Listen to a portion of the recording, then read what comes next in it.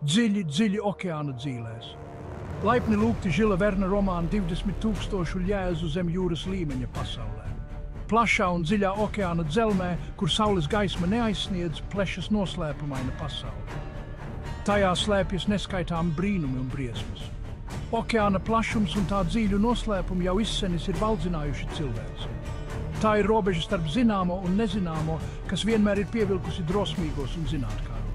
No šīs neizdibināmās dzīļu pasaules Žils Verns smēlās iedvesmu savam izcilajam zinātniskās fantastikas romānam 20,000 Jēzu zem jūras līmeņa.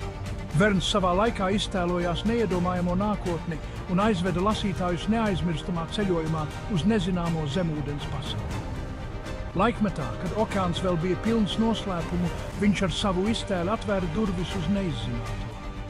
Šis tas vasnis sedītis. Gadā publicētais darbs mūs iepazīstina ar revolucionāro zemūdeni Nautilus un tā kapteini Nemo, aicinot doties vienreizējā piedzīvojumā. Nautilus, kas savam laikam bija tehnoloģiski neticami attīstīts, simbolizēja cilvēka intelekta un zinātkāres virsotni. Ar savu bagāto iztēli Verns meistarīgi savija zinātniskus faktus un daļliteratūru, radot aizraujošu stāstu, kas valdzina lasītājus. Viņa spilgtie tēlojumi un zinātniskā precizitāte ir radījuši neaizmirstamus zemūdens piedzīvojumus, kas ir iedvesmojuši neskaitāmas paudzes. Verna uzmanība detaļām un aizrautība pret zinātni paceļ šo romānu pāri vienkāršai daļliteratūrai, radot iespaidu, ka lasītājs pats ir ieniris šajā neticamajā pasaulē. Ienirstiet dziļi okeānā un atklājiet brīnumus un briesmas, kas slēpjas zem ūdens virsmas. Katrs niršanas mēģinājums ir kā jauns piedzīvojums skaistā un reizēm bīstamā pasaulē. 20,000 Jēzu zem jūras līmeņa nav tikai piedzīvojumu romāns. Tas ir stāsts par cilvēka zinātkāru un tiekšanos atklāt nezināmo. Tas mudina mūs ieskatīties tālāk par virsmu un atklāt noslēpumus, kas slēpjas dziļumā. Verna romāns mums atgādina, ka mūsu plašajā pasaulē joprojām ir daudz neizpētītu vietu. Okeāns, kas ir pilns ar neierobežotām iespējām, ir īsts nezināmā simbols, kas mūs nekad nebeigs valdzināt. Dosimies piedzīvojumā okeāna dzīlēs un atklāsim noslēpumus, kas slēpjas zem viļņiem. Sekosim lielo atklājēju pēdās kā pētnieki un zināšanu medicīnu. Šis ir ceļojums nezināmajā, kas apliecina cilvēka neizsīkstošo zinātkāri un tieksmi pēc zināšanām. Dziļjūras noslēpumi, jūras briesmonis un drosmīgā ekspedīcija. Plašais un neizpētītais okeāns vienmēr ir bijis noslēpumu pilns. Bet neviens noslēpums nebija tik biedējošs kā šis. Menne gads, atklājumu un progresa laikmets, bet arī laiks, kad cilvēks pārņēma bailes un neziņa. Stāsti par jūras briesmoni, kas bija lielāks un āstāks par jebkuru kuģi, ātri izplatījās no vienas ostas pilsētas uz otru. Jūrnieki ar šausmām stāstīja par tikšanos ar šo briesmīgo radību. Kuģi pazuda bez vēsts un baumoja, ka pie tā vainojams noslēpumainais briesmonis. Okeāns, kas kādreiz bija brīvības un piedzīvojumu simbols, tagad iedvesa bailes. Pasaule bija panikas pārņemta. Cilvēki meklēja glābiņu no nezināmā drauda, kas slēpās okeāna dzīlēs. Tiem, kuru dzīve bija saistīta ar jūru, šīs bailes bija īpaši reālas. Kamēr panika un baumas turpināja izplatīties, Amerikas Savienoto Valstu valdība nolēma rīkoties. Tika nolemts organizēt ekspedīciju, lai atrastu un iznīcinātu briesmoni. Tas bija ne tikai drošības jautājums, bet arī mēģinājums atgūt kontroli pār okeānu. Ekspedīcijā devās arī profesors Pjērs Aronaks, slavens zinātnieks un okeanogrāfs. Viņa neizsīkstošā zinātkāra un pieredze bija nenovērtējama ekspedīcijas sastāvdaļa. Es nevarēju palaist garām šādu iespēju. Iedomājieties, izpētīt šādu radību. Tā bija vienreizēja iespēja, kas varēja kļūt par mana mūža darbu. Varbūt mēs atklāsim kaut ko tādu, kas apgriezīs kājām gaisā visu, ko zinām par okeānu. Profesoram Aronaksam pievienojās viņa uzticamais kalps Konsēls un pieredzējis harpūnzivs mednieks Neds Lens. Katrs no viņiem deva savu ieguldījumu šajā neparastajā piedzīvojumā. Es sekotu profesoram Aronaksam kaut vai līdz pasaules malai. Viņa zinātkāre un aizrautība bija lipīga. Ja tas briesmonis tiešām eksistē, es viņu atradīšu un nomedīšu. Šī nebija vienkārša misija, tā bija medības, un es biju gatavs. Bet viņi vēl nezināja, ka briesmoņa medības pārvērtīsies par kaut ko daudz lielāku, nekā viņi jebkad būtu varējuši iedomāties. Okeāns glabāja daudz vairāk noslēpumu, nekā viņi spēja aptvert. Ekspedīcija devās ceļā ar Abrahamu Linkolnu, kas bija viens no sava laika modernākajiem karakuģiem. Tas bija īsts tehnoloģijas brīnums, kas spēja izturēt pat spēcīgākās vētras. Viņu uzdevums bija šķērsot plašo okeānu, atrast noslēpumaino radību un novērst draudus kuģu satiksmei. Visi uz klāja zināja, ka riskē ar savu dzīvību. Ceļā viņi saskārās ar daudziem pārbaudījumiem, gan dabas stihijām, gan neparastiem jūras iemītniekiem. Katra diena bija jauns piedzīvojums, kas pārbaudīja viņu drosmi un paplašināja redzesloku. Grūtajos apstākļos starp apkalpniekiem izveidojās cieša draudzība. Dalot gan priekus, gan bēdas, viņi no vienkāršiem ceļabiedriem kļuva par īstiem draugiem, kurus vienoja kopīgs mērķis un neaizmirstami piedzīvojumi. Naktīs, kad okeāns šķita bezgalīgs, viņi apzinājās sava ceļojuma grandiozitāti. Zem zvaigu nosētām debesīm viņi pārdomāja savu misiju, zinot, ka īstie pārbaudījumi vēl tikai priekšā.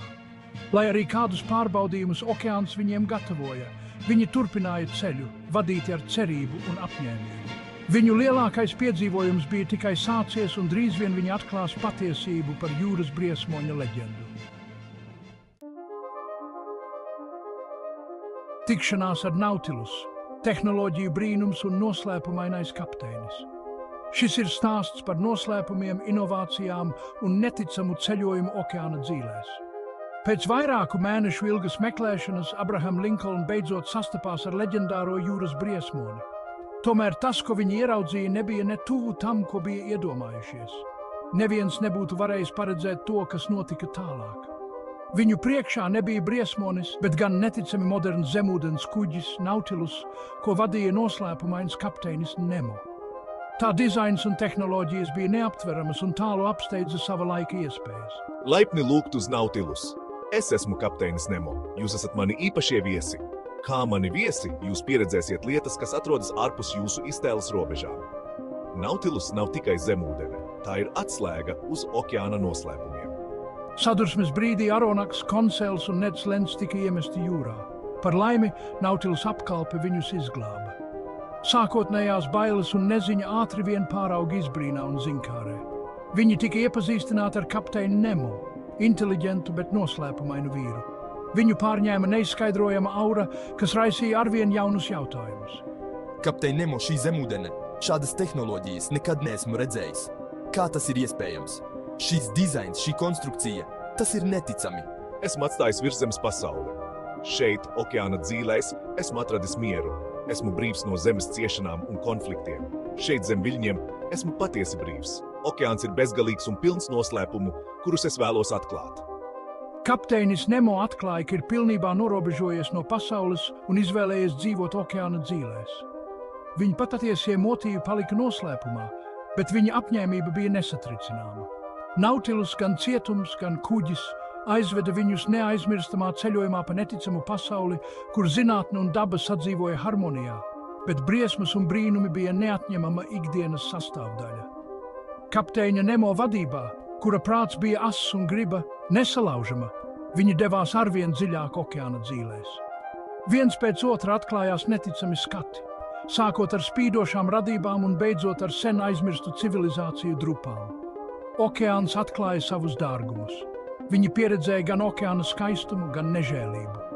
Katra diena bija jauns izaicinājums un atklājums, kas pārbaudīja viņu drosmi un paplašināja redzesloku. Visu ceļojuma laiku kapteinis Nemo palika noslēpumaina figūra. Viņš vadīja savu apkalpi ar stingrību un pārliecību, sekojot saviem mērķiem. Viņa aizrautība pret okeānu bija gan apbrīnojama, gan biedējoša, atgādinot par cilvēka intelekta spēku un nebeidzamo to tieksmi pēc nezināmā. 4. daļa – okeāna dzīļu brīnumi, zemūdens ekspedīcijas un pārsteidzoši atklājumi. Mēs devāmies neaizmirstamā ceļojumā apkārt pasaulei ar Nautilus. Caur zemūdens iluminatoriem mēs vērojām brīnumaino un daudzveidīgo zemūdens pasauli. Krāsainie koraļu rifi mutuļoja dzīvībā. Nogrimuši kuģu vraki atgādināja par pagātnes noslēpumiem. Apkārt mums slīdēja neparastas un nekad neredzētas radības. Kā okeanogrāfs es izmantoju savas zināšanas, lai pastāstītu citiem par jūras iemītnieku dzīvi un paradumiem. Mēs sastapāmies ar milzu kalmāru, izpētījām aļģu mežus un pat pastaigājāmies pa jūras gultni, īpašos ūdenslīdēju terpos. Nautilus bija kā burvju kuģis, kas spēja mūs nogādāt jebkurā okeāna nostūrī. Viens no mūsu iespaidīgākajiem atklājumiem bija Atlantīda, leģendārā zudušā pilsēta, kas slēpās okeāna dzelmē. Šis atklājums ne tikai veicināja manu zinātkāri, bet arī lika aizdomāties par cilvēces vēstures trauslumu. 5. daļa – dzīve uz Nautilus, konflikti, draudzība un filozofiskas diskusijas. Dzīve uz Nautilus bija unikāla pieredze. Tā bija slēgta telpa, bet tajā pašā laikā mēs jutāmies brīvi. Aronaks bija sajūsmā par tehnoloģijām un atklājumiem, bet es ilgojos pēc brīvības. Es vēlējos atgriezties plašajā okeānā. Es centos pildīt savus pienākumus kā uzticams kalps un uzturēt kārtību šajā neparastajā vidē.